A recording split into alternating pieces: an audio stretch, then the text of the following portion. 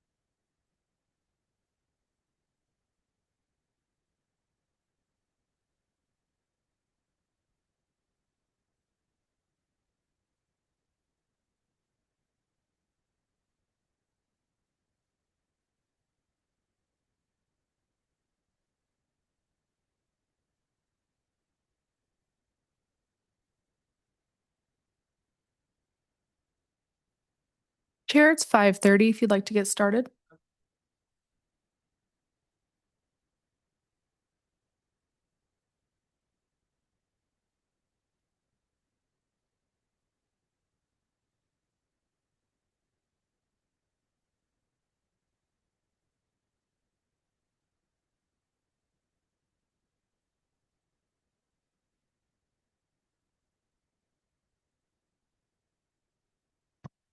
Doing good, thank you. Ready for roll call? All right, let's take a roll and verify a quorum. Brad Conway, Present. Alina Johnson, Present. Julia Moreno Fritz, Present. Bill Newman Jr., Here. Tyler Hinman, Sarah Collins, and Kimberly Rossiter are absent at this time. Also present are Council Liaison Brandy Anderson and Staff Liaison Callie Shy. We also have Council Relations Liaison Gray Anderson. And with that, we have a quorum of the Ward 6 Neighborhood Advisory Board. Perfect. Thank you very much, Kelly. All right, takes care of that agenda item. Do we have any public commenters tonight? We might. Comments heard under this item will be limited to 3 minutes per person and may pertain to matters both on and off the NAB's agenda. The NAB may not take action upon any matter not agendized on today's agenda. When you are called on for public comment, please state your name for the record and begin speaking. The timer will begin when you say your name and you will be afforded 3 minutes. If you're an attendee in the Zoom meeting and would like to make public comment, please raise your hand at this time.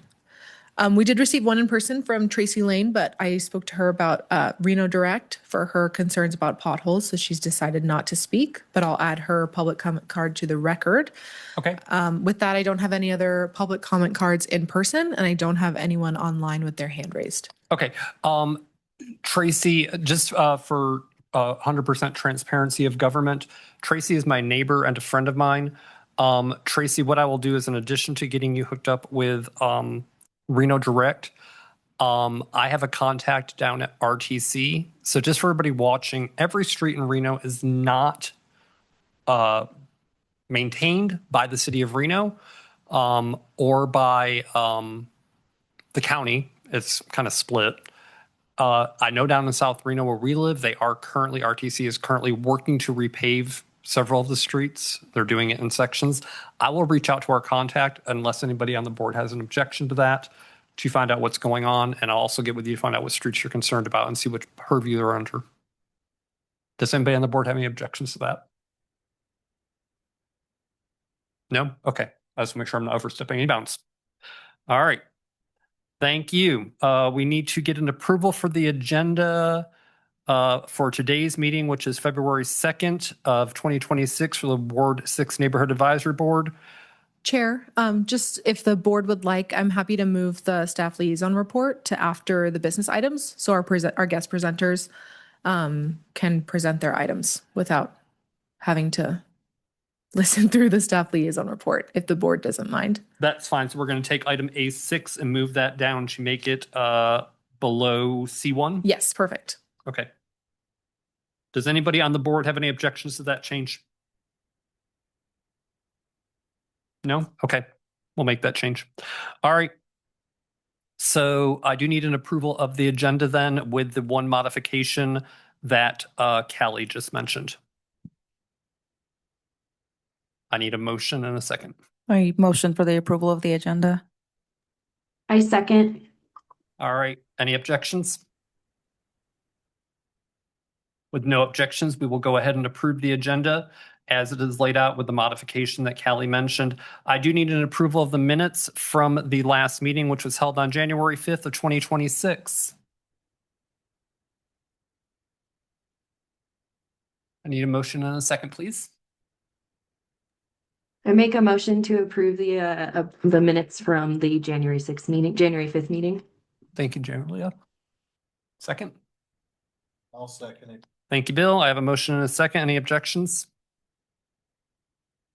All right, we're going to go ahead and approve those minutes. This is flying. All right, we are going to go to the council. Was it council or staff we were moving? I'm sorry. Okay, so we moved staff. Okay, so council liaison report. Ms. Anderson, how are you doing? It's always good to see you, Councilmember Anderson. Yes, thank you.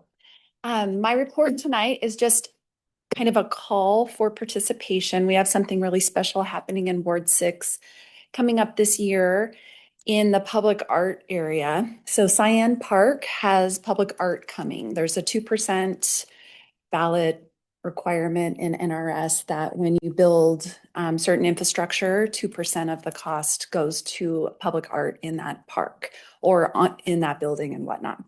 So we have roughly $100,000 to put towards public art in Cyan Park.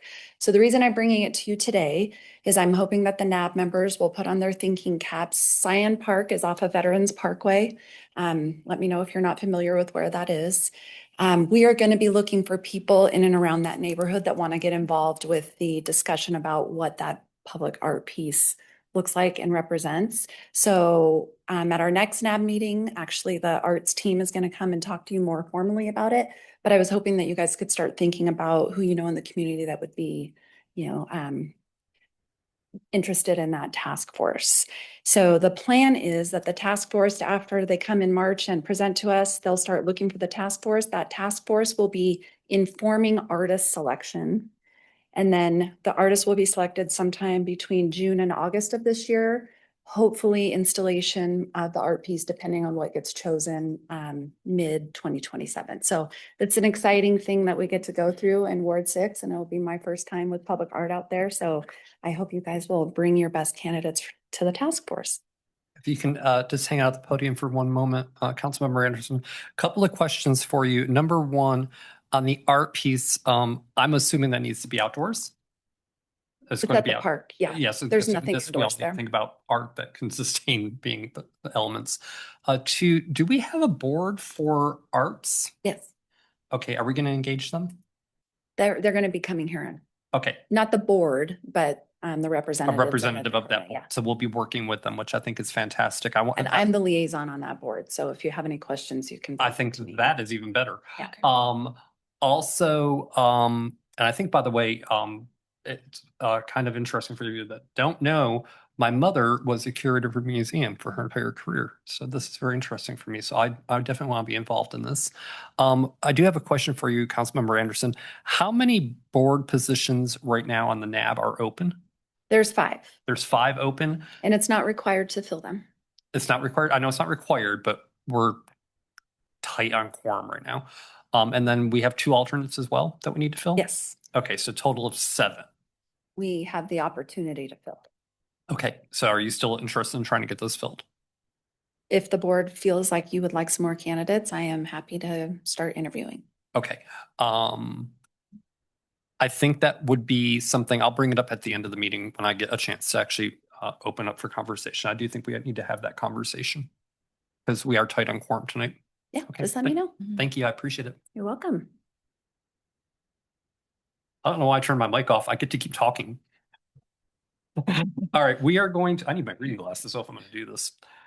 All right, we are going to keep moving on. We're going to skip the staff liaison report and we are going to be moving on to development projects. Our first development project and our only one that's being presented tonight is LDC 26-00041 Crescendo Townhomes. A request has been made for a tentative map to allow for 147. I got that wrong earlier. I said 144. Single family attached units within the mixed development area of DeMonte Ranch Planned Unit Development, which we refer to as a PUD. So that's going to take up about 20.65 acres west of DeMonte Ranch, and I'm very interested in seeing this. Good evening. Good evening. Just go ahead and state your name for the record, please. Dave Whitler, Odyssey Engineering, representing De Loretto Homes. Awesome. Thank you. Yeah, thank you for having me. Appreciate you taking the time to hear this project. Again, it's a proposed tentative map for 147 units. Crescendo Townhomes is the name. It's part of the what you've probably seen signs for the downtown DeMonte area. This is the general site layout you see in front of you. The blue is a flood control channel on the south end of the site. It's basically at the terminus of the existing DeMonte Ranch Parkway, just north of Liberty Dogs. On the left, there's a vicinity map. The site's south of the intersection of DeMonte Ranch Parkway and Steamboat Parkway. Again, it's at the closed terminus at DeMonte Ranch Parkway. Fairly soon that extension will open up to the south end of Liberty Dogs, but right now it ends basically at the project site. It's between DeMonte Ranch Parkway and the off-ramp from I-580 to DeMonte Ranch Parkway. On the right, you see this is the general DeMonte Ranch Master Plan Development zoning designation. The site's highlighted there in red. That's all mixed development area, which can house multiple different types of uses. But residential is part of the approved use within. This is the master plan designation. This area is designated suburban mixed use, and the townhome product also fits within that designation. Gives you a little bit of a bigger picture of the DeMonte Ranch in its entirety. Again, this is the site layout. We'll be extending a main backbone road off of DeMonte Ranch Parkway. The site will be located south of that. Eventually, the legs that you see going north off of this display will tie back to DeMonte Ranch Parkway. Eventually, there'll be 3 signalized connections back to DeMonte Ranch Parkway. The rest of the downtown DeMonte is still in works, so it's not included as part of this entitlement. This is solely for the townhome portion. The downtown Damani had always intended to have a portion of residential to it, and so that'll be the first phase you see coming online as the commercial and the rest of the development come to. They're still in design. This will be accessed via private gated entry. We'll have 2 secondary emergency access points of connection for the fire department, and then just an internal loop into private streets. The units will vary. You see 2 plans referenced, excuse me, in the tenant map application. There's really 4 plans, two different models that fit on each size. That's a requirement as well in the handbook. And then each one will have multiple elevations. The architecture is still getting finalized. It's not part of the entitlement. Simply the zoning and unit count approvals are typically requested with the standard map. The zoning requirement would have a 10-foot front yard setback to the house and a 20-foot minimum driveway. 5-foot side yards are required. We're bumping that to 7 to assist with grading and to give a little extra space. The 10-foot minimum rear yard. And then these units will vary from 37 to 47 feet for the minimum width for the two different units. The mixed development standards don't have a whole lot of restriction on the unit itself. There's no minimum lot width or size or minimum density in this area. And the max density you could go to would be 105 units an acre. We're significantly under that with a standard townhome style product. On the right, you see a summary of the zoning and the proposed use. The total site area is just over 2.5 acres. Again, there'll be a little over 3 acres of homeowner association common area. These won't be master Damani Ranch common areas, but they'll have little pockets of common area within a development. That'll include a clubhouse facility and some other amenities. There is a strip of common area along Damani Ranch Parkway that's standard requirement as part of the master plan development. That landscaping's already in. It'll get extended and updated a little bit, but that's along project frontage. And then you have a private street, backbone street area. But total lot area comes out to about 12 acres. So if you look at gross density, we're about 7 units an acre and net of just over 12. The average lot size is about 3,500 square feet.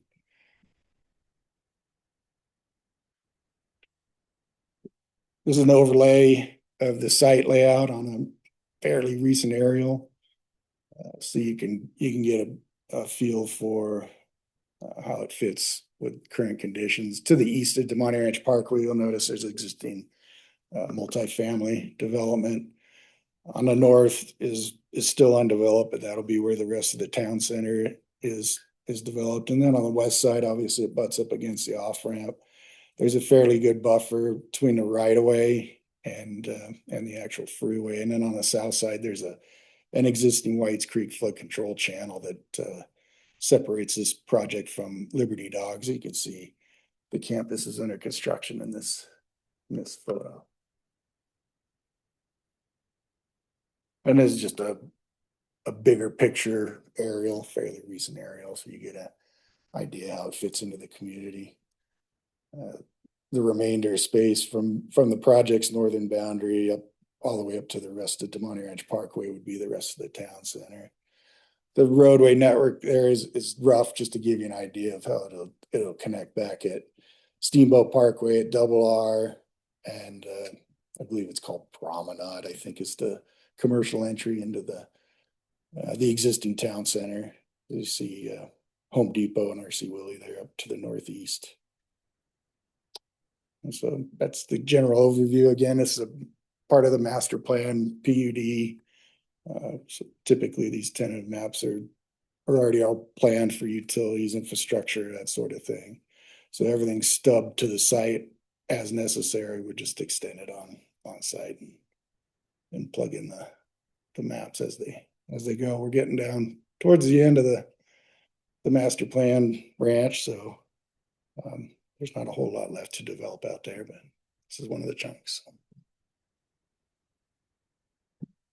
I would love to answer any questions you might have. Okay. Thank you. If you could just stay at the podium. I've got a couple of questions, but I'm going to let the rest of the board go first. And just so I don't forget that she's hanging out up there, Julia, because I'll forget. I forget when you're here in chambers. So, any questions? No, I don't have any questions on my end. I'm just kind of researching the project and trying to figure out where it is on the map. So I'm good. But thank you. It was a super comprehensive presentation. Thank you for your time today. Awesome. Okay. And then I'm going to go ahead and move down to Bill. Hi, yes, I do have 3 questions. How many people do you think would be residing in this complex? Well, there's 147 units. Now these are townhomes, so they're attached. It's 2 units attached together. So you get 147 total. Think of it as a house. It just has a common wall. So multiply by 2, so that'd be 300 people Potentially. to be safe. Yeah. Have there been traffic engineering studies done on what would happen in that surrounding area? So there's overall master studies for this area. This tentative map itself is at 147. You don't trigger the requirement for a project-specific traffic report until you get to right at 200 units. So there is not a project-specific report. I'm anticipating there'll be an update with the town center as it comes online. That'll be as a commercial component to it. But for this tentative map, there is not a site specific. The third question is, would you consider this affordable housing? I would say Anything in there planned or thought about for subsidized? no, I would say this will be all market Well, rate. thank you.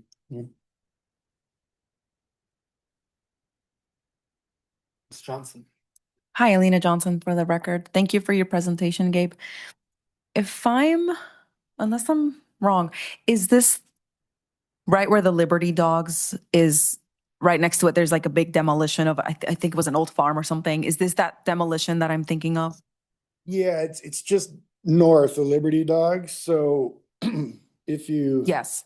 yeah, thank you. I asked because I think I see it from my balcony every day. So I think that's exactly where that's coming. They just tore something down, correct? You just bought the land?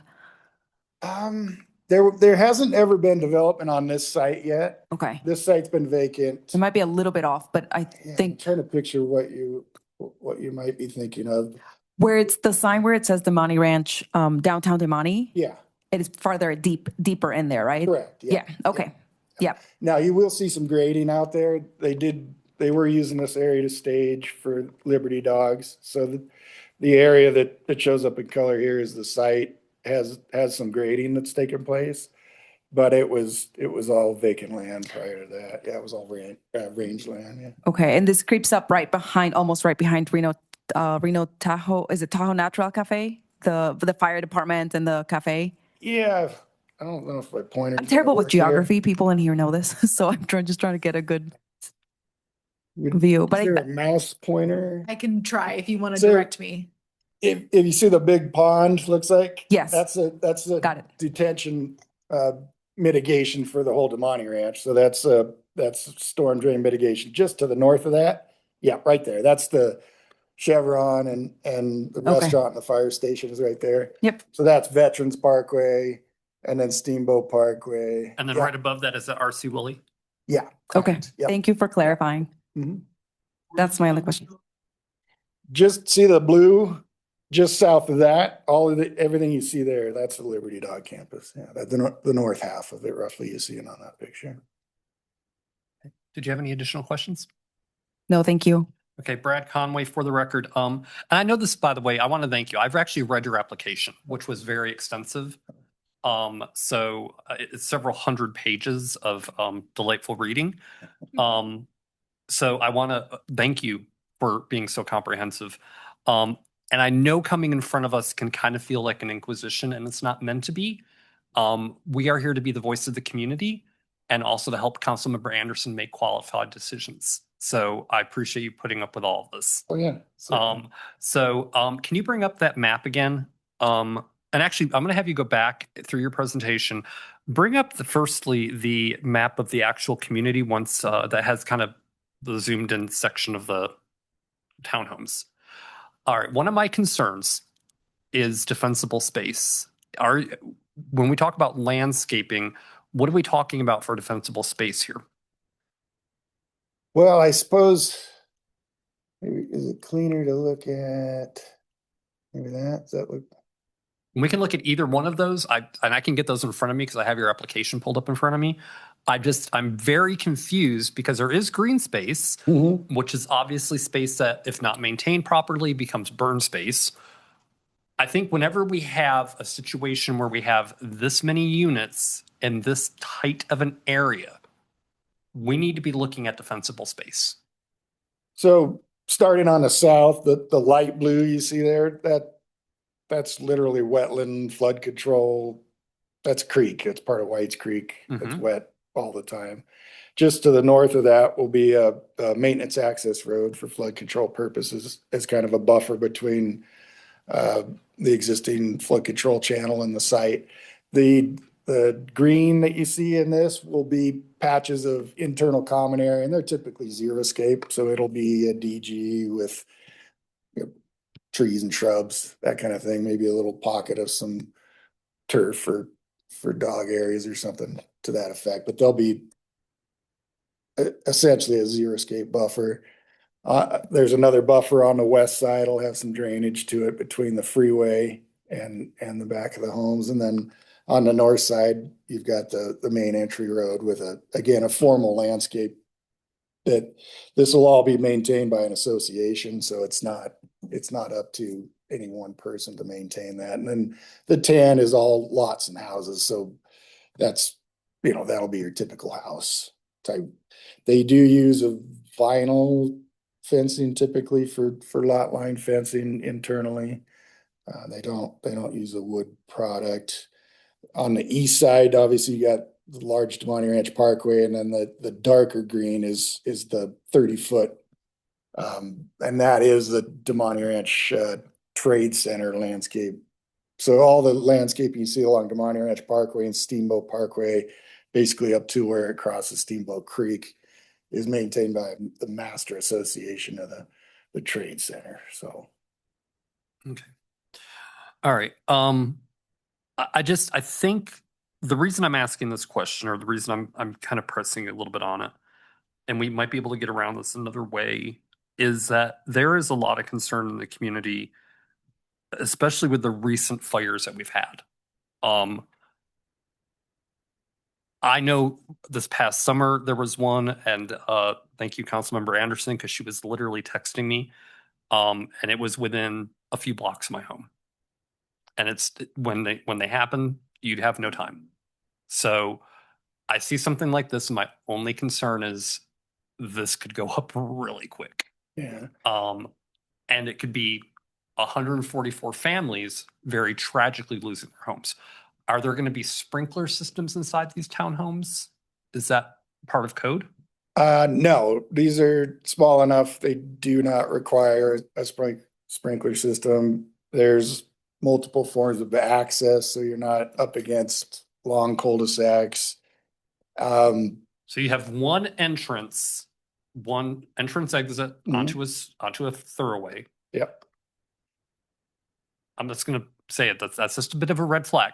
We're not a decision-making body, but I'm just going to call spade a spade there. So if you see in the northwest corner of the site, there's an emergency access connection back to the backbone. On the southeast side, there's another emergency access connection. So technically, within the community itself, you'd have 3 points of access, and then when it's built, you'll have one form of access back out to Demonte Ranch Parkway that you see here, and then with the secondary at the southeast corner. And then when it's built out, you'll have, another 3 points of connection back out to Demonte Ranch Parkway. So, Okay. this would, I mean, and I get it. I mean, and again, this is not meant to be an inquisition. Yeah. Part of our challenge here in Reno is we are running out of room to build. Okay. And so we need developments like this. That being said, I'm not against a multifamily situation or a duplex situation. I actually live in a multifamily home. It just becomes concerning. So I think that's just something I want to make sure that we bring forward. I mean, I guess one thing to consider is we're significantly far away from any wildland interface in a, wildland fire scenario. You have, a freeway on the west side, you got a commercial development with a flood control channel on the south side and a large roadway on the east side. Plus that's Steamboat Creek you see on the east side. So, and as the development progresses north, it'll be all commercial development. So it's going to be pretty surrounded by hardscape, if you will. Okay.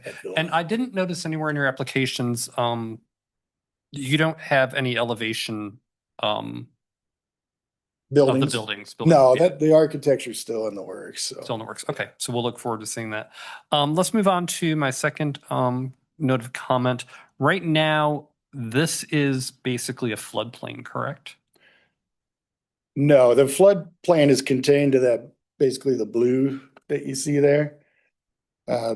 When the master infrastructure for Demonte Ranch was constructed, that channel is one of the branches of Whites Creek. It was constructed as a flood control channel, and then the FEMA maps were updated accordingly to match the flood. So the zone A flood zone is contained within that light blue that you see there. As you progress south, most of the Steamboat Creek floodplain is on the east side of Demonte Ranch Parkway. You'll see a little bit of shaded X on the south side in the Liberty Dogs area. That's been mitigated with their improvements as well. So okay. The current FEMA mapping doesn't have any flood zone on the actual development parcel. Okay. All right. And then if you can bear with me, I got a couple more comments and questions here. To Bill's point regarding traffic, Bill, I share that concern. Just because traffic down there right now is getting very congested. I don't know what the solution to that is going to look like, or if there's a viable one. I don't even know the study's going to help. Just because we can study traffic all day long, we still need to develop the land. But it is, I think, a noteworthy concern that Councilmember Anderson needs to be made aware of. So I do share that concern. Finally, and then again to Bill's point, what I know he asked specifically about affordable housing, which the city of Reno is in dire need of. The housing here in Reno and the city it is astronomical. What are these going to sell for? That I do not know. Obviously, they haven't finished their architecture design. You could get an idea. I don't know if you're familiar with real estate in the area. All right, you ready? Do you see the Demonte Ranch High School in purple? Mm-hmm. Okay, and follow Rio Wrangler down a little farther. Keep going, right there. Right there is Demonte Ranch Village 26. That's recently just built out. It's a very similar product, townhome style, similar lot size. So if you're Zillow savvy, you could check that out. It'd probably give you an idea. Okay. But I really do not know exactly what the price Okay. will be. And again, I wouldn't expect an engineer to know this. Councilmember Anderson, I think these are just concerns that we're all kind of sharing up here. And it's also, I think, one of the things that we're hoping to at some point actually get a handle on it in the city of Reno. I do not have any other questions. Just so you are aware, this is going to get my recommendation. I have no problem with the project as it stands. I think you did an outstanding job with your presentation and with your application. And I appreciate you taking the time to come down to City Hall and speak to us and hear our concerns. And with that, we look forward to any new developments you have on the project.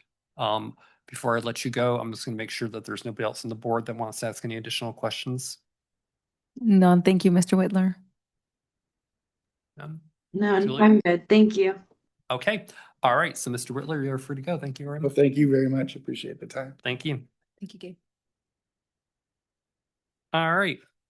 Moving on. Chair, before we move on, I just have not received any public comment on that item. Just want to make okay. it clear for the record. Okay. And just before we move on, I do want to just, I will do the public comment for the Neighborhood Advisory Board on this project.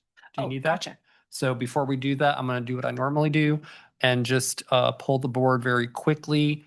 For the board members that are present, if you can just let me know if you are for, against, or neutral on this project. This development project that we just heard, Yes. it's fine by me. Fine by you. Julia? Fine by me. Yeah. Bill? I'm going to be neutral at the moment. Neutral at the moment. Okay, thank you.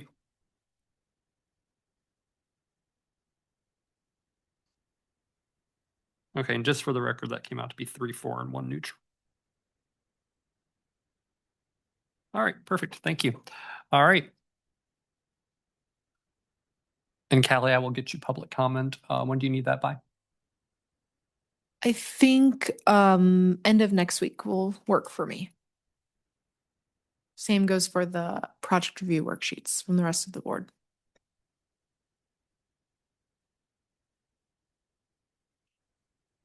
That'll put us on calendar up here. You're looking at the 13th. It's okay with you? Okay, perfect. Thank you. All right. Moving on, we have Wait Until 8, a community initiative to delay giving children a smartphone until the end of the 8th grade. Good evening, ladies. Please state your name for the record. I'm Larissa Viner. Brandy Vesco. Good evening. Hi, my name is Brandy Vesco. I'm the mother of a third grader in the Washoe County School District and a former education reporter for government technology in the Center for Digital Education. At the start of this school year, my daughter, she's 8 and in third grade, began asking me when she could get a smartphone because many of her 8-year-old friends already have them. There's real social pressure on kids to have a smartphone and on us parents to get them one. And then once they have it, it's hard to put down. I know second graders who have smartphones. I know first graders who have smartphones. I know kindergartners who have smartphones. It's becoming normalized for young children to have smartphones, and it already has been normalized for middle school children to have smartphones. The Wait Until 8th pledge offers families a simple, practical way to push back on this social pressure because childhood is too short and too important to waste on a smartphone. For mental health purposes, children need to be able to get through that really vulnerable period of brain development that happens from about age 9 to 14 without so much online influence and exposure and with much more real world interaction and adventure. I'm going to turn the presentation over to Larissa now, who will talk about the mental and physical effects of youth smartphone use. Then I'll go over how the Wait Until 8th movement works and how it can help turn the tide. All right, good evening, Ward 6 Neighborhood Advisory Board members. My name is Larissa Viner. I'm a mom to 2 elementary school students at Washoe County School District and a school registered nurse. Thank you for giving us the opportunity tonight to speak about an issue that affects nearly every family in the city.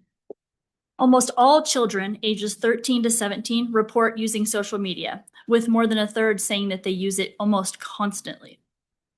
A large-scale study found that 3 or more hours a day on social media doubles the risk of a child to develop anxiety and depression.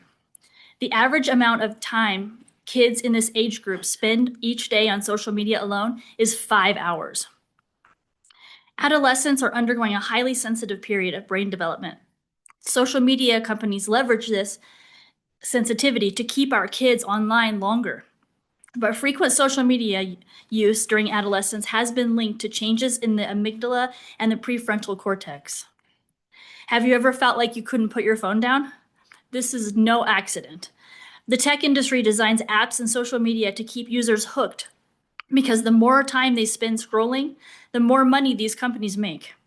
Children and teens are no match for the endless dopamine loops, persuasive algorithms, and autoplay features designed by the teams of behavioral scientists. In other words, smartphones are not for children. Extreme, inappropriate, and harmful content continues to be easily and widely accessible by children online. And with filters that range from face tuning to waist cinching with the push of a button, the social comparison that is so rampant online can be especially harmful to young girls. On the next few slides, we'll see how things change for our children once so many of them receive smartphones loaded with apps and social media. Most people switched from flip phones to smartphones between 2010 and 2015. This 5-year period is represented by the gray stripe in our graph. This graph shows a sharp rise in the percentage of children ages 12 to 17 who have had at least one episode of major depression within the last year. The number of emergency room visits for self-harm among children ages 10 to 14 also spiked between 2010 and 2015. So too did the number of girls and boys who reported that they often feel lonely. So while we may hear from tech companies that their products offer friendship and connection, the data does not reflect this. In fact, suicide rates among children ages 10 to 14 have increased since the technology became widely available. We are now learning more about what's driving these sharp drops in youth mental health. A recent study of more than 10,000 children found that 64% of them owned a smartphone by age 12. And that kids with smartphones by this age have a 30% greater risk of depression, a 40% greater risk of obesity, and a 60% greater risk of insufficient sleep. Another massive study found that children's social media use increased 5-fold from age 9 to 13, going from 30 minutes a day to 2.5 hours per day over this 4-year period. The researchers were able to directly link more time spent on social media to greater attention deficits. The negative impact of smartphones on focus and sleep is perhaps a big part of what's driving the academic nosedive of children around the world. Another issue associated with smartphones in children's hands is that these devices give bullies around the clock access to their victims. In fact, 1 in 3 teens report being cyberbullied in the past 30 days. Trafficking is tied to smartphone use too, with the internet now cited as the #1 recruitment location in sex trafficking cases. And 1 in 6 adolescent girls say they've been contacted by a stranger on social media in ways that make them feel uncomfortable. At the most foundational level, smartphones are experience blockers. They pull kids away from what matters most. Free play, face-to-face friendships, time outdoors, and imaginative exploration. These are the building blocks of confidence, curiosity, and resilience. This graph shows that the percent of kids who often spend time with friends outside of school has plummeted since 2010. Fortunately, our Washoe County School District has recognized how much smartphones affect kids, and this year joined the school districts nationwide in banning these devices in the classroom. But now it's time for parents to protect their kids at home. But many wonder, how do we even begin? Well, we're here to help parents jumpstart their game plan. For starters, create tech-free zones, encourage in-person friendships, model responsible tech use, and teach your kids to spot danger online. Then work with parents to establish healthier shared norms through local programs, such as Wait Until 8th. Here I'll turn it back to Brandy, who will explain a little more about this nonprofit and parent-led movement. Wait Until 8th is a growing movement in which parents pledge to delay giving their kids smartphones together until at least the end of 8th grade. The online pledge only kicks in once 10 families from the same grade and school sign, so you know you're not doing it alone and neither is your child. Once at least 10 families sign, you'll be notified the pledge is active and you'll receive a list of the other families from your child's grade that are waiting as well. It's important to know that the pledge is for smartphones only, so families can still stay connected using basic phones and smartwatches with limited features. For parents who are worried about emergencies or need to be able to reach their children at any given time, you can use these basic devices for calls and texts and avoid exposing your child to the risks of early smartphone use. Here you can see how many pledges we have gained in the 2 months since we started Wait Until 8th Reno Sparks. In our Washoe County Public Schools, we have gone from a baseline of 27 pledges in 12 schools to 105 pledges in 24 schools in just 2 months. We are so excited about these numbers, but we still have a long way to go. We're a very big school district, and we need as much help as we can get to spread the word. And that's why we're here. We're hoping you all can help us find ways to do so.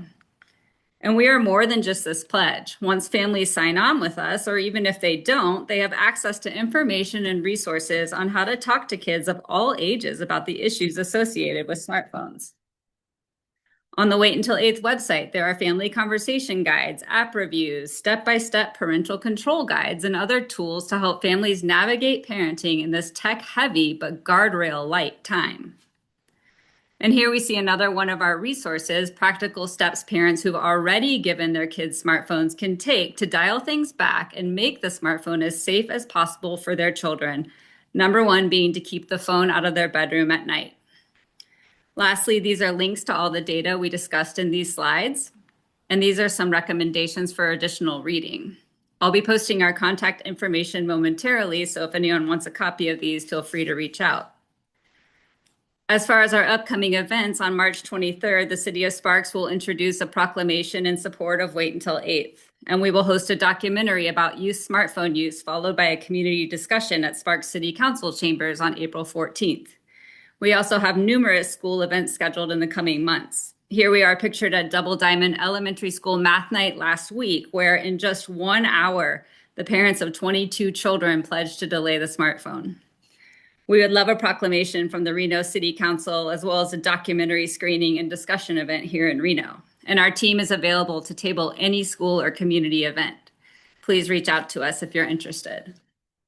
As our local Wait Until 8th movement gains momentum, our hope is that more parents will start to feel comfortable saying not yet to the smartphone, and that in turn, the pressure on our children to have a smartphone simply because everyone else has one will then begin to lift.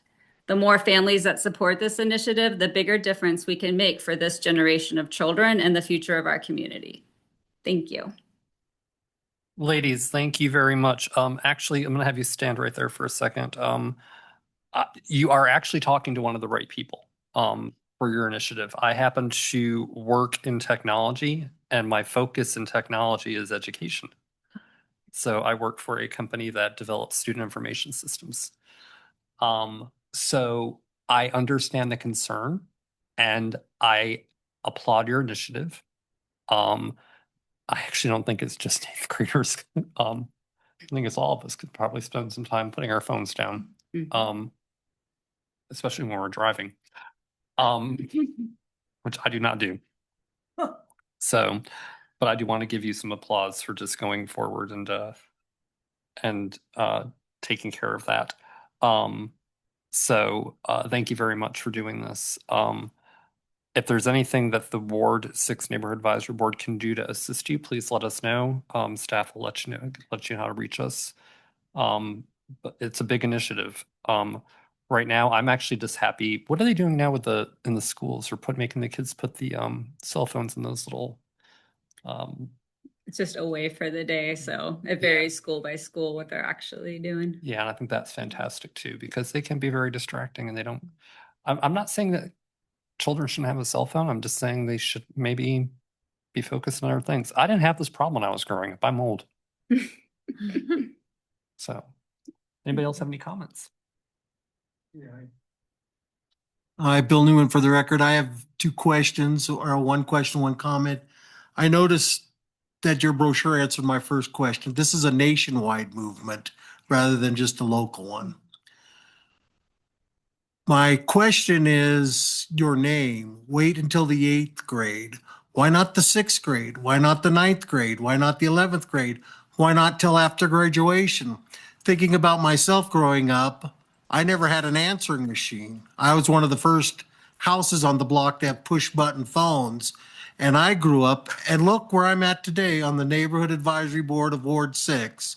So I did okay. Definitely. I'm gonna take that.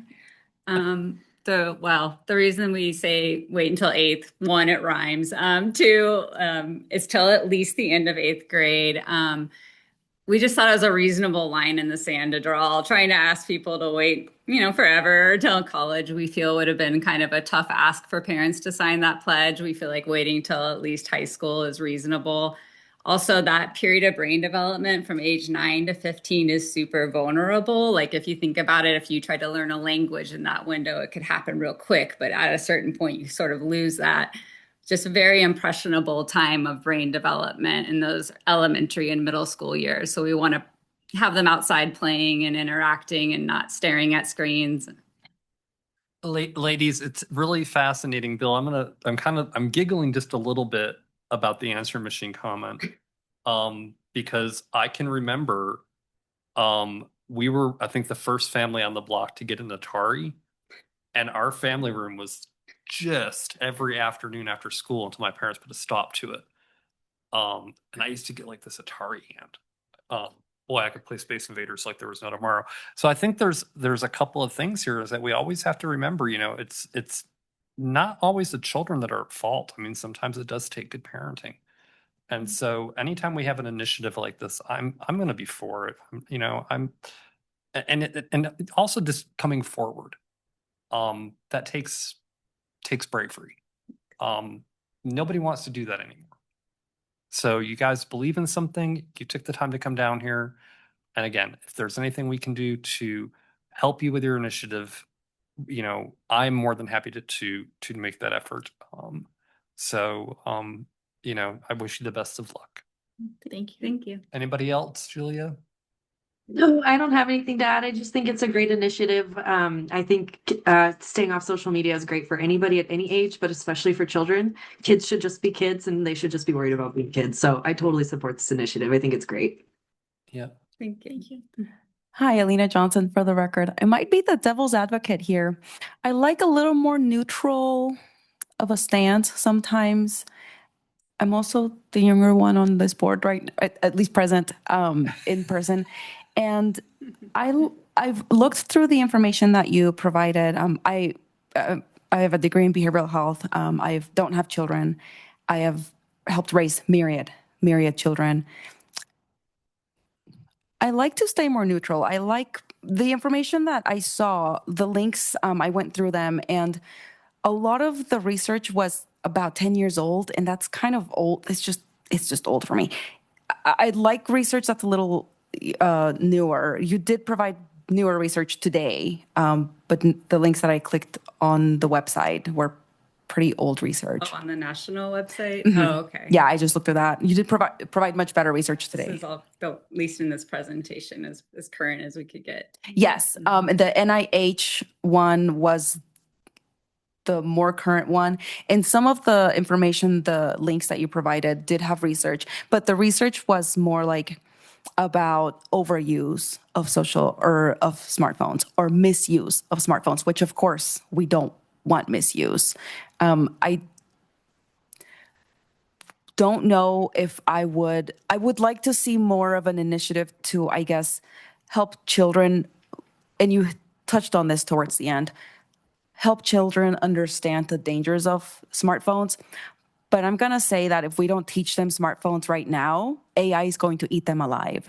And I think that exposure would also be a appropriate thing, not just to full abstinence, can't use it until a certain day. I think a better approach to exposure would be more balanced.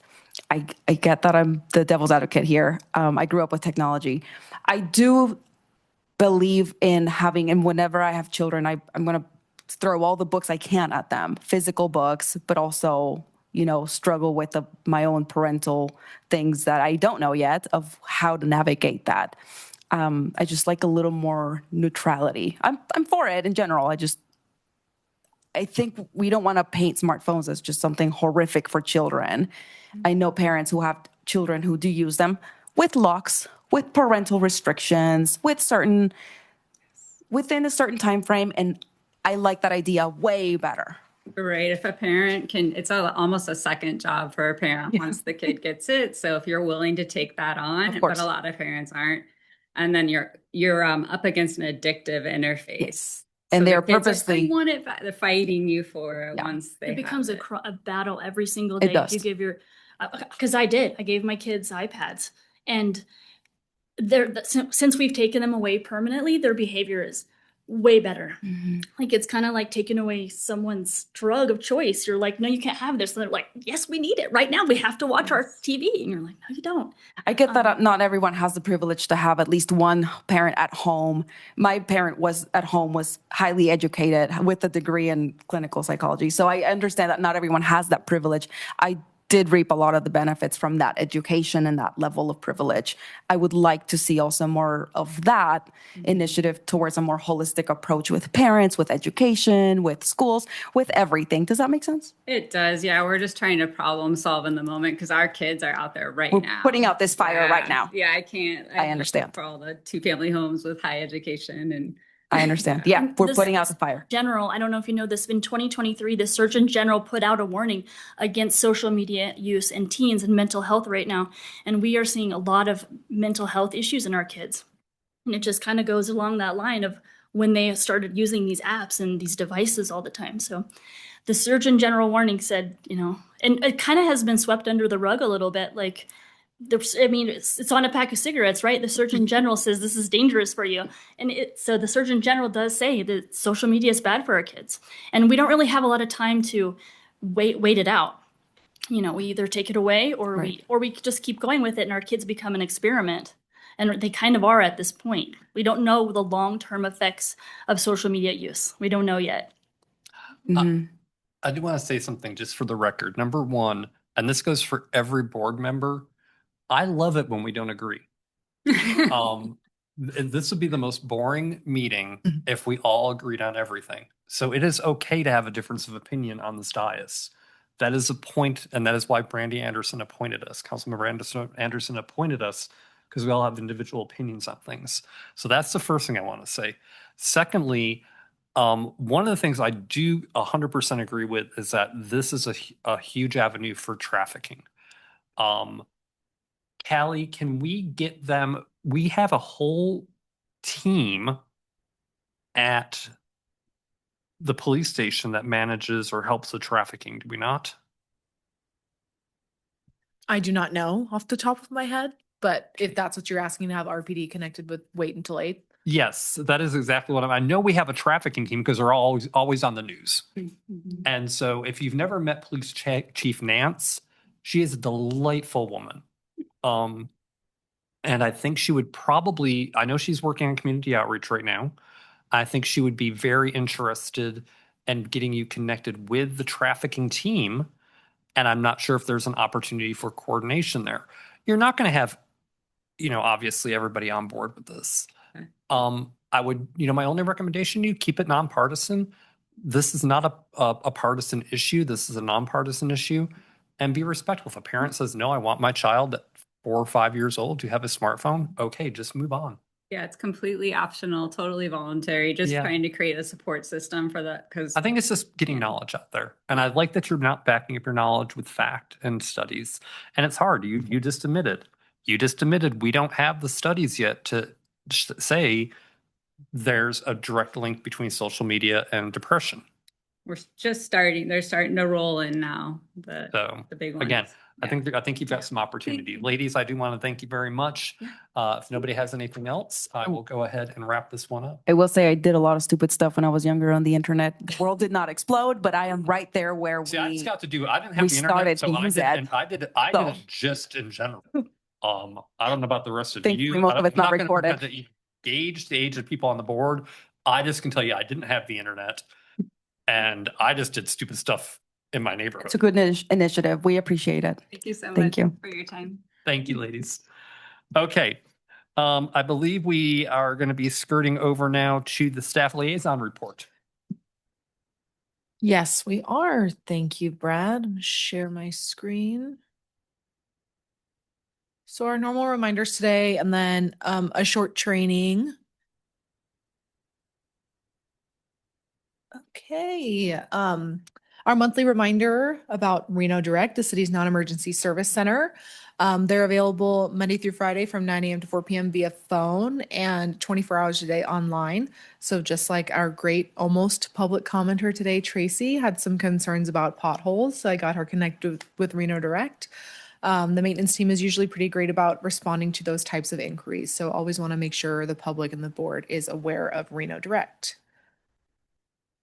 Another reminder for the board and the public is to stay connected via the city's newsletters. There are a lot of different topics you could subscribe to, but I always recommend the Ward 6 newsletter if you live in the ward or are interested in what is happening there. The development projects newsletter to be kept current on incoming development projects as well as planning commission meeting agendas, and then the council agenda newsletter to stay apprised of what's happening at City Council. You can subscribe to these newsletters by going to the city's website at Reno.Gov, then selecting how do I then sign up for our newsletters. An upcoming engagement opportunity in Ward 6 on Saturday, February 21st, there will be a Junior Park Ranger event at Huffaker Park and Trail. It will be all about geocaching. Some board membership updates. I think we discussed maybe there were 5 earlier. I believe there's 6 because there are 13 slots on every NAB. And we currently have 7 of them filled. So 2 of those 6 spots are alternate member vacancies. So 4 regular members and 2 alternate members. So if you know anyone who's interested in serving on the board, they can apply at Reno.gov/boards. You can also keep track of your term information on there as well. You'll just have to go to the Ward 6 NAB, then click on members, then click on your name and you will find your term information. All right, just one development project tonight that is scheduled to go to the Planning Commission on March 4th. So I think I put Monday, but Friday is fine to send your project review worksheets in. Then I'll get that over to the planning department and we'll make sure it's in the record for Planning Commission. Brad, thank you for submitting the public comment on behalf of the board. So today's short training topic is on preparing for meetings. I think hopefully most of you know where to find this information, but I just want to make sure it's all covered. So we'll talk about how to make sure you are coming to these meetings prepared. So to begin, you all know how important it is that you confirm your attendance because I say it every month without fail. I want to emphasize the importance of letting me or the secretary know when you will not be in attendance so we don't count your absence as unexcused. With the resolution that was passed in September, any member with 3 or more unexcused absences will be removed from the board. This is at the discretion of the council liaison, so ultimately it's their choice. But that's kind of an alert for us to make sure that you still want to be a part of the board if you have 3 or more unexcused absences. So it's as simple as just letting me or Alina know if you won't be here. That way we know for sure. Callie, I don't mean to interrupt you, but I'm just gonna throw it out there. If for some reason you guys can't get a hold of Callie or you can't get a hold of Alina, get a hold of me. I'll be the third in line and I will make sure that we're all aware of that. Right. Especially with the current makeup of the board, regardless of how many people are on a board, sometimes it's hard to get a quorum anyway. But as soon as we get to 4 members, as we are right now, we're in danger of not meeting a quorum. So it's always good to make sure you pay attention to that. And then I did have a request from another NAB for me to share calendar invitations to someone's work email. So if you maintain a calendar with another email and you don't with your personal email, just let me know. I'm happy to share calendar invitations with any email that you prefer. Okay, pop quiz, little knowledge check. I have said this before. Which agenda would you select if you want to see the items and all the attachments in your web browser? HTML. Okay. Very nice. Very, very nice. Yes, the HTML agenda. I always recommend reviewing it because it'll open in your web browser and you can see all of the attachments there. The second link, the PDF agenda, will not include any of the attachments. It'll download directly to your device. The HTML packet functions pretty much the same as the HTML agenda, and then the PDF packet will download the agenda and all of the attachments to your device. So it just depends on what you're looking for, but if you're looking for attachments, do not click that PDF agenda. So as far as when agendas are posted, they're posted 3 business days prior to the meeting at least, and the newsletter is sent as soon as the agenda is posted. For Ward 6, because our meetings are on Mondays, more often than not, the agenda will be posted the Tuesday before. So in case you didn't receive the newsletter went to your junk, if you know it's Tuesday, the week before, the agenda should be posted. So all you have to do is go to Reno.Gov/meetings, look for Ward 6, and look at the agenda there. In reviewing the HTML agenda, I'd like you to pay attention to a few things in particular. The first are the minutes. You want to view the minutes and review them for accuracy. If you notice anything is missing or incorrect, just let us know at the meeting. We can always approve them with some amended information, or we can move it to the next meeting and approve it in another agenda item.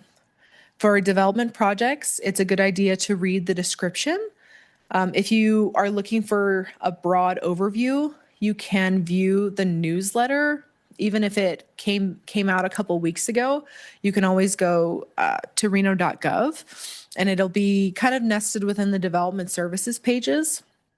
And then all publicly available application files will be available on 1nv.us. For business items and development projects, usually the presentations are added about 48 to 24 hours prior to the meeting. Ultimately, if we're waiting on something from the applicant, it might be later, but you should always see the presentations on there at least after the meeting. And then if you're looking for additional information on development, I recommend viewing the NAB member training. If you'll remember, I did I think it was our first training topic. I can't remember if we met in October of last year. Maybe it should have been October. Maybe it was December that I gave the training. So if you're looking for that information, it's kind of been repackaged in a new NAB member training video. That's on the City of Reno's YouTube page. And then the slides that go along with it are on the Ward 6 NAB page under the Documents tab. So anytime you're looking for where to find some specific information, you can open up those slides and take a look. Another knowledge check, where would you find the Zoom link to join the meeting virtually? Is it Reno.gov Maybe. or our email? It's on the agenda. Yes. The Reno.gov is a good one though, because it is on the calendar page. So Reno.gov, it's on the agenda. It's added to the calendar invite, and it's in the newsletter. So those are the 3 places that you should find it. The good thing is I've never had anyone from this board email me 15 minutes before the meeting to ask for the Zoom link. It's happened before, and I really appreciate that no one has done that. So please never do that. You guys just haven't done anything wrong yet. So it's been really good. I think the agenda is the most convenient place to find it because the agenda is always on Reno.Gov/meetings. I can't stress enough how much that /meetings and /board site are. We've worked really hard to make sure that it's very user-friendly and all-encompassing. But if you ever have any questions or don't know where to find something, just let me know and I'll help you out. But back to registering for the Zoom webinar. If you know you'll be joining virtually, I recommend you register in advance because once you've registered, Zoom is going to send you an automatic email to remind you of the webinar, and it'll include the link to join. So that's super convenient. And then if you haven't joined virtually before, once you join, you'll be promoted to a panelist. And then once you accept that invitation, you can mute and unmute your mic and turn your camera on and off as you wish. And if you know and far enough advance, just let the secretary or I know if you'll be joining virtually. As we wrap up meetings, you should make sure to submit your project review worksheets. You have the option to submit it on paper, using the form, or emailing me the fillable PDF that was sent to you. You should try to submit them once you've been able to provide thoughtful feedback. The sooner is always better, but I'll always try to provide a due date so I can get them routed to the planning department. Should you have more questions after an applicant presents, I'm happy to connect you with the applicant or staff so you have an opportunity to have your questions or concerns addressed. And then if you have any additional comments, you can submit them to council or planning commission using the public comment forms linked on the screen.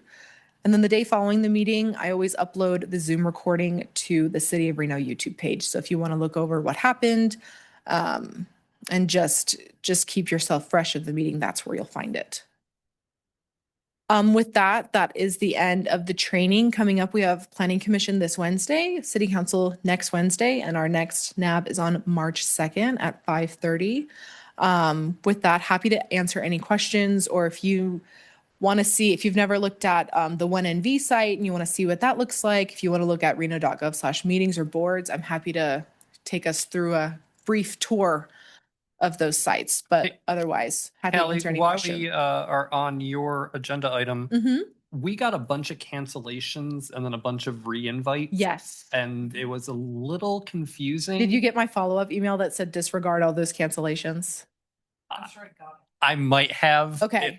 Honestly, it filled up. What happened? So understandable. I was just editing them. I don't know why it canceled them all and then re-added them. I'd love to be an Outlook wizard, but I'm not. Okay, so I just want to make sure, just but there was know- confusion as to whether or not we don't have any canceled meetings. No, just know that if something's canceled, you'll always get a direct email from me that says, hey, this has been canceled. We don't have any agenda items. That So answers our question. I apologize for the confusion. I wish I was not your fault. I wish I was better at Outlook, but I guess I'm not. It's technology and it happens. Yeah. And but it was funny because Alina and I were actually she texted me and she's like, are we meeting? Yeah. I don't know what's going on. Every time I get those questions, I'm like, oh my gosh, what happened?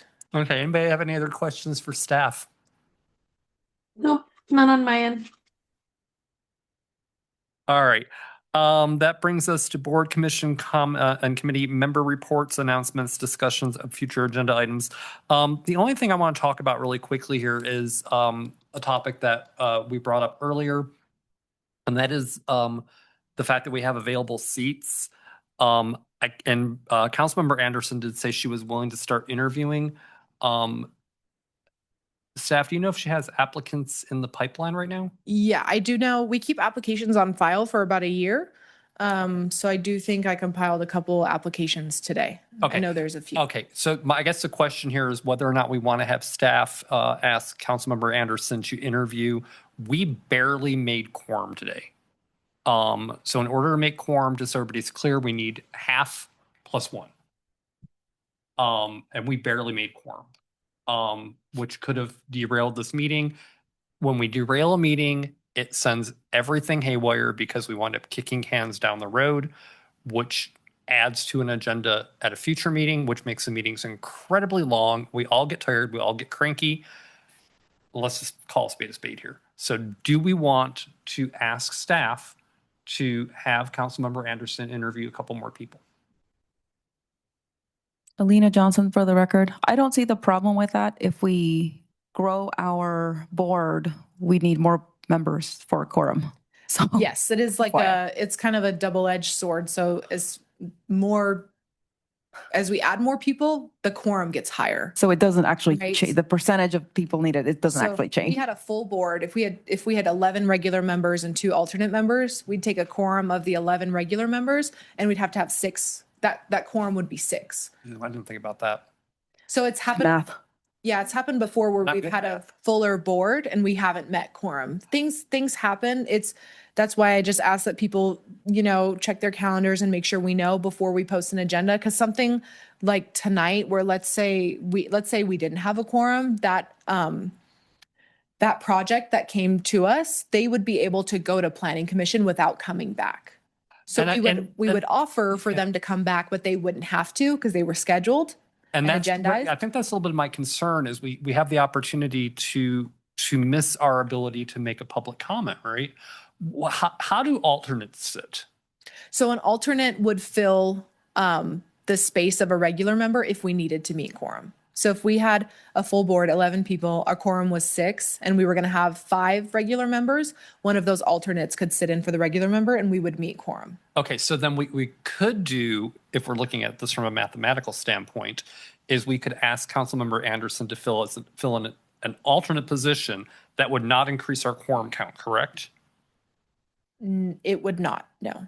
I don't Okay. think so. Okay. Would people be interested in an alternative? That depends. I haven't really seen from what I've seen, and I haven't been in this role for long. They try to fill regular members, right? And then Okay. extra people who want to serve, but that they don't have space for a regular member would fill an alternate. Okay, I don't That's want what to I create a problem where a imagine. problem doesn't exist. So this board has yet to not make quorum, correct? Correct, yeah. Okay, let's just see what happens next month. And we'll just keep rolling on from there then. And we can always bring this back around for discussion. With that, I don't have any other agenda items that I want to add or comment items. Does anybody else on the board have any comment items? Julia Moreno Fritz, for the record, no, I'd have nothing. And I totally agree with kind of waiting on the quorum and seeing if we need more board members. The more Yeah. the more I talked Yeah. about it, Julia, the more I think you're probably correct on that. And Bill, I Yeah. appreciate your feedback. Yeah, thank you, Alina, also for doing the math, because I didn't even think about the quorum thing either. So yeah, I'm glad we had the conversation. Thank you. Yep. Yep. And like I said, guys, this, again, if we all agreed on everything up here, it would be a very boring meeting. All right. I have Moving on. comments. I'm sorry. Oh, sorry. I have some comments, but I don't know what you're moving no, on. I'm ready for your comments. Go ahead. Are we on D? I'm sorry. We're on Are we D, still on yes. D? Okay. What? On the part D Yeah, we're on of the D. agenda. Yes, we're on item D. I wasn't sure if you were moving on. I have 3 comments. Hopefully I don't make this too lengthy because I like to ramble. The first is, and I had talked to Councilmember Anderson about this. I will let her know that I brought it up. I don't know if you guys are familiar with the Integra Peaks apartment complex. There is a fence that was put up by the HOA from a beautiful walkway that goes to those neighborhoods, and now people just go around it, and it's very dangerous. The fence just prevents you from walking to the neighborhoods. I believe the HOA just put up a fence. So what people do, including myself, is go around it. Someone put up a board to cross the little swampy area. It's pretty dangerous. You slip and slide a lot. So everyone's still accessing that walkway, and that's a concern. I just wanted to raise it. There's not a whole lot to discuss. I just wanted to raise that up. There's a couple others. Before you move on from that topic, I think the concern there, you got a valid concern. I think the HOA is probably within their right to build a fence. The question here is whether or not the fence is there legally, is a first question. It probably is. Let's go on the assumption of good intent and that it is there legally. I think the concern is that we now have a little bit of a swamp area. That's why I was asking about that being a floodplain down there, because I know there's a lot of water that collects down there. Is people building these makeshift bridges, which I think is probably a bigger concern. Yeah. So, honestly, I think that this almost sounds like a question for Reno or something maybe Reno Direct could address. Okay. Because it's probably considered debris. So have you No thought idea. about that? Nope. That's why I brought it, because I had no idea where to even. I would actually take that maybe to Reno Direct, take some photos of it. And if you can even get a map and maybe put a giant X on the map, like where this is located. Because I think my concern would be that a child were to slip and fall and, this wood rots out, something like that, and they wind up in the ER and things spiral out of control. And then they wind up, unfortunately, being a litigious society, somebody gets sued. Yeah. So let's start off with that. Okay, what's your next item? The next thing is that I'd love to see one day, maybe even be involved in, I don't know, an initiative to help apartment complex recycle. There's a lot of really nice apartment complexes right there. The Integra Peaks, I don't know the other one, around the corner by Veterans. And I'm sure the new beautiful townhomes that are going to be built that we were just talking about, none of these places that I know recycle. And it's a lot of waste just getting tossed. So I think I want to bring that up to the board a different day even to talk about how we can. I'm open start for that that. being a future agenda item. Yeah. So how do we get something on the agenda? Do you have is there an organization that you know of that could talk to us about that? No, but I can research it. Okay, that would be Why great. don't you do that? We put so much on Alina. But I'm with her. I'm with you on this. Being living in a multifamily community as well, we are not bound to recycle. We have no option to recycle. I think one of the challenges might be, just as you're looking forward on this one, is that